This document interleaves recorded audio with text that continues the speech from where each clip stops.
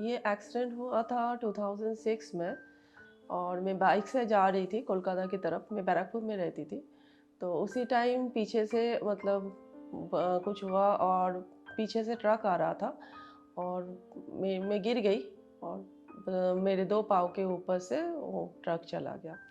तो जब हॉस्पिटल में एडमिट थी और कैसा, कब होश में आई, कैसा पता चला? एक्चुअली जब एक्सीडेंट हुआ था मैं पूरा होश में थी। मैं देख भी रही थी कि वो दो जो व्हील है ट्रक का वो मेरे पाँव के ऊपर से जा रहा है। उसके बाद तो पेन तो बहुत ज़्यादा है। उसके बाद कोलकाता में एक हॉस्पिटल है, वहाँ पे उन लोगों ने रेफ़र किया। वहाँ पे गई तो ट्रीटमेंट थोड़ा डिले हो गया था। तो उसके बाद आफ्टर ऑलमोस्ट 7 to 8 डेज़ के बाद और एक नर्सिंग होम पे लेके गए थे। वहाँ पे मतलब दोनों लेग को एम्पूट करना पड़ा क्योंकि मेरा बॉडी 80% के ऊपर गैंग्रीन हो गया था।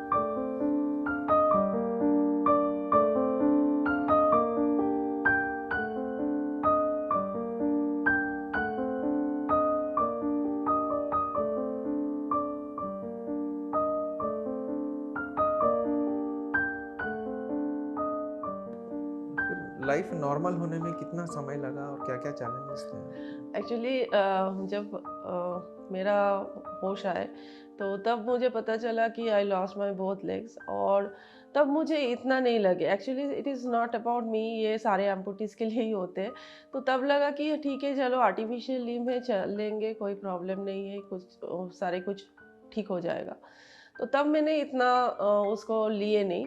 बट जब स्टार्ट किए जर्नी उसके बाद एक नया लाइफ लाइक क्योंकि ये सडनली एक लाइफ था जिसमें सारी कुछ ठीक था। ये भी ठीक ही है बट सडनली दो लिम्ब चले जाना is not a easy task. रोज़मर्रा ज़िंदगी में उसके बाद की जो ज़िंदगी थी, तो सबसे ज़्यादा मुश्किल किस जगह आप महसूस कर रहे हैं? बहुत सारे काम होते हैं ज़िंदगी में, हम काम करते रहते हैं। तो अच्छा, तो एक्चुअली क्या है रोज लाइफ में कुछ चेंजेस तो है नहीं।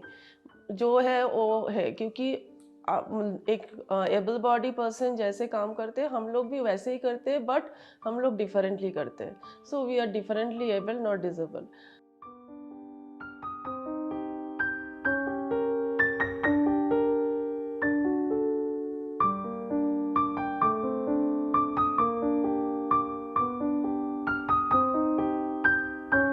और ये होता है कि जो मेन प्रॉब्लम होता है वो है आर्टिफिशियल लिम्ब को लेके क्योंकि आर्टिफिशियल लिम्ब मोस्टली बहुत एक्सपेंसिव होते हैं। मतलब एक अच्छे वाला आर्टिफिशियल लिम्ब आपको मिनिमम 5 लाख वहाँ पे इन्वेस्ट करना है और माइक्रो प्रोसेसर पे जाओ तो 20 लाख के ऊपर। तो उसमें ज़्यादा इशू हो जाता है क्योंकि वर्क करने में और मैं योगा भी करती हूँ। तो योगा में भी उसमें ज़्यादा इश्यूज आ जाते हैं और इतना भी मतलब यहाँ पे फैसिलिटीज़ नहीं है, हम लोगों के पास इंश्योरेंस भी नहीं है। तो वो एक्सपेंस बियर करना, उसके बाद चलना, उसके बाद सारे कुछ सिर्फ वही मुझे लगता है हम लोगों के लाइफ में मतलब मेरे लाइफ में वही प्रॉब्लम ज़्यादा देते हैं। अदरवाइज मतलब सारे कुछ नॉर्मली होता है जस्ट डिफरेंटली। एक्सीडेंट से पहले की ज़िंदगी में जो दोस्त थे आपके, ठीक है, इसके बाद की ज़िंदगी में वो दोस्त थे या चले गए? ऐसा कुछ नहीं है कि एक्सीडेंट के पहले वाला दोस्त, हाँ मे बी सारे अपने अपने लाइफ में बिजी है तो इतना कनेक्टेड नहीं हूँ। बट हाँ लाइफ इज़ अ जर्नी, तो नया नया दोस्त मिलते रहते हैं, हम लोग आगे चलते रहते हैं। तो हाँ किसी किसी के साथ कनेक्टेड हूँ, किसी किसी के साथ नहीं कनेक्टेड हूँ।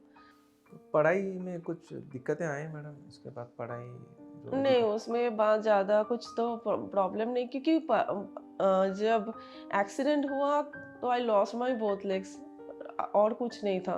मतलब दोनों पाँव अबव नी से चले गए और कुछ नहीं था। तो मेंटली तो मैं नॉर्मली थी और सारे कुछ तो ठीक ही थे। तो उसमें और उसके बाद मैंने जॉब भी किए 2.5 इयर्स।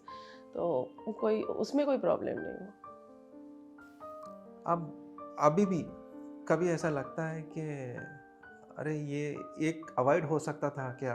अगर अवॉइड हो सकता था तो क्या कभी गुस्सा आता है कि भगवान पे, अरे ये अगर अगर आप ये नहीं होता था, मेरी ज़िंदगी और नॉर्मल रहती? हाँ, मैं समझ सकती हूँ आप क्या बोल रहे हो। हाँ, एक्चुअली हम लोगों के दिमाग में वैसा सोच आता है, बट मेरे दिमाग में यही सोच आता है कि जब मैं कुछ प्रॉब्लम में जाती हूँ, मैं ये नहीं बोलती हूँ व्हाई मी, मैं बोलना चाहती हूँ ट्राई मी, क्योंकि मैं सारी चीज़ों को चैलेंज के तौर पे लेती हूँ। तो हाँ, ठीक है, हो गया, मैं तो इसको चेंज नहीं कर सकती हूँ। हाँ, डेफ़िनिटली अगर नहीं होता तो डेफ़िनिटली लाइफ़ थोड़ा अलग होता। बट ये हुआ है तो आई ऑलवेज़ ट्राइड कि मेरा जो वीकनेस है मैं उसको स्ट्रेंथ बनाऊँ।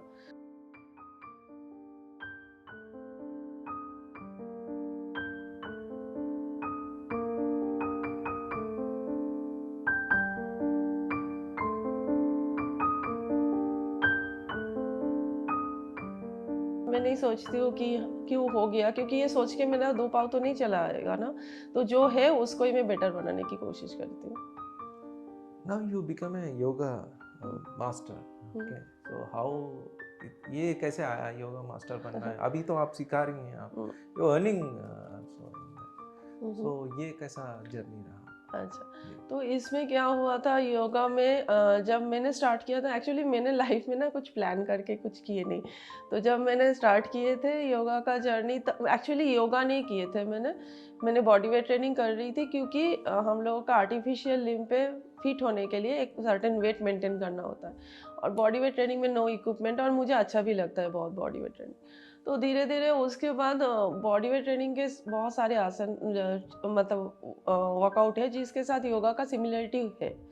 तो इसीलिए मैंने योगा का स्टार्ट किए, और उस प इनिशियली था यूट्यूब, बट यूट्यूब में अब बहुत सारे वीडियो है, पता नहीं चलता है, और किसी के टीचर के पास भी जाओ उनको मतलब इतना कॉन्फिडेंस नहीं होता है, उनको लगता है कि 2 पाँव नहीं है, शायद इंजरी ना हो जाए। अभी बहुत चेंजेस आ गया, अभी एक्सेसिबल योगा है, चेयर योगा है, डिफरेंट काइंड ऑफ योगा है, और yoga is for anybody.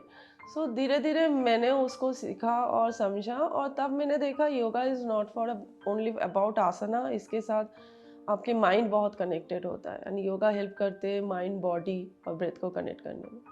So definitely जब ये अच्छा हुआ तो मैंने इसको लाइफ में इंक्लूड किए, आगे चलती गई, और उसके बाद मैंने सिखाना भी स्टार्ट किया, और उसके बाद मैंने सर्टिफिकेशन भी किए सारे, और इंटरनेशनली जो है, and now I became a teacher.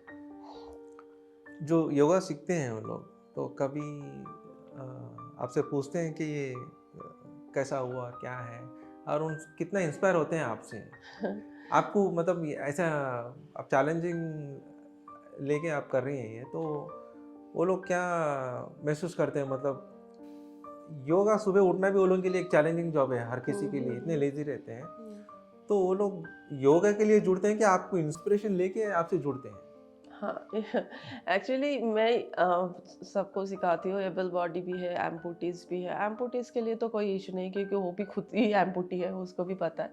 But हाँ, जो जो फिज़िकली रेस्ट्रिक्टेड पर्सन है, उन लोगों को अच्छा लगता है, क्योंकि उन लोगों को एक मिसकंसेप्शन है योगा के लिए। हम लोग जो सोशल मीडिया पे देखते हैं कि बहुत कॉम्प्लेक्स आसना है, फ्लेक्सिबिलिटी की ज़रूरत है। Actually yoga doesn't mean like that. तो योगा के लिए बहुत अलग-अलग चीज़ें हैं। तो जब उन लोगों को समझ आते हैं, उन लोगों के लिए बहुत अच्छे हैं, और वो बहुत खुश भी हो जाते हैं कि कर पा रहे हैं। और जो एबल बॉडी है उनके मतलब 2 तरह की होते हैं।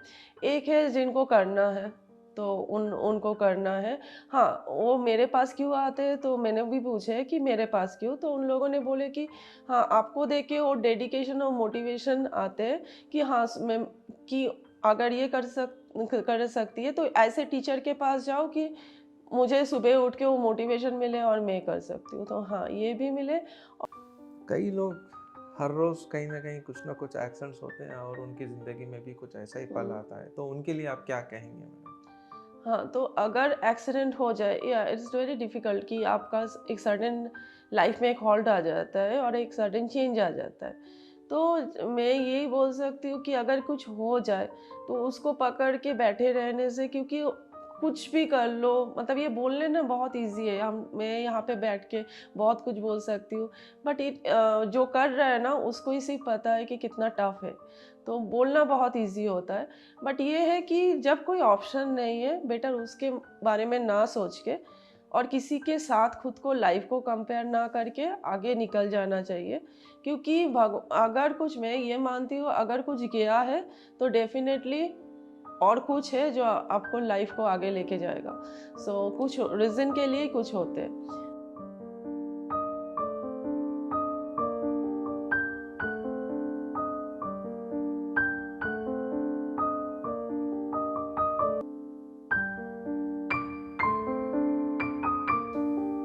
कुछ लोग सब कुछ रहता है फिर भी वो लोग आत्महत्या करते हैं, उनके लिए क्या आप बताएंगे मैडम, जिंदगी किस तरह से जीनी चाहिए? सुइसाइड अगर कोई कर रहा है तो यहाँ पे मैं जज नहीं करना चाहती हूँ, क्योंकि तब उनका मेंटल कंडीशन क्या था। मतलब हम लोगों के माइंड बहुत कम्प्लेक्स है, मतलब बहुत टफ है उसको समझना। बहुत, मैं ऐसे लोगों को भी जानती हूँ जो बहुत मेडिटेशन भी किए, योगा टीचर भी है, बट उनको लाइफ में ऐसे कंडीशन पे है जो वो सफ़र कर रहा है, मेंटल कंडीशन।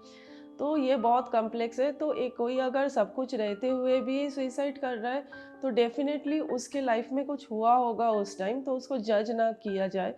और उसकी जो मेंटल, क्योंकि कोई भी लाइफ में, ये मानती हूँ दुनिया में हर इंसान खुद को बहुत प्यार करते हैं। तो अगर कोई खुद को हार्म करना चाहते हैं तो, और वो फिज़िकली हार्म कर रहा है क्योंकि उसको उस वहाँ पे नहीं रहना है, तो फिज़िकली हार्म कर रहा है, मतलब उसकी मेंटल कंडीशन कितना ख़राब है कि खुद को फिज़िकली हार्म करने के लिए सोच रहा है।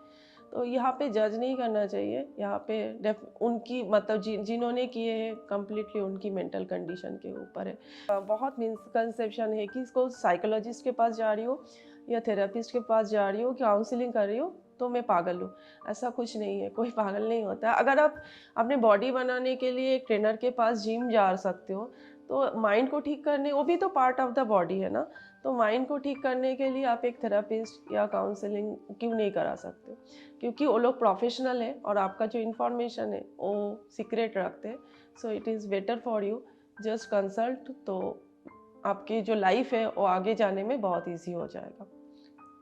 एक आखिरी क्वेश्चन मैडम, आप अपने आप को फिजिकली ज़्यादा स्ट्रांग समझती हैं या मेंटली ज़्यादा स्ट्रांग? डेफिनेटली मेंटली ज़्यादा स्ट्रॉन्ग समझती हूँ, क्योंकि मेरे को सिर्फ मैं नहीं, खुद के लिए नहीं बोलूँगी, मैं सबके लिए बोल सकती हूँ कि जो मेंटली बहुत स्ट्रॉन्ग है तो फिज़िकली जितना भी हो, मतलब ख़राब हो, उसको ओवरकम कर सकते हैं। तो हम लोग मेंटली, इसीलिए ही तो योगा है ना, योगा वही सिखाते हैं कि आपके माइंड को कैसे कंट्रोल करो, माइंड को कैसे ट्रेन करो कि आप कोई भी लाइफ में कुछ भी प्रॉब्लम आए उसको एक्सेप्ट कर सकते हो।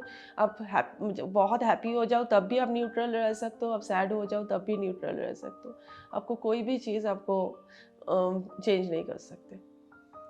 रोशन टाइम्स में जुड़ने के लिए बहुत बहुत शुक्रिया मैडम। Thank you.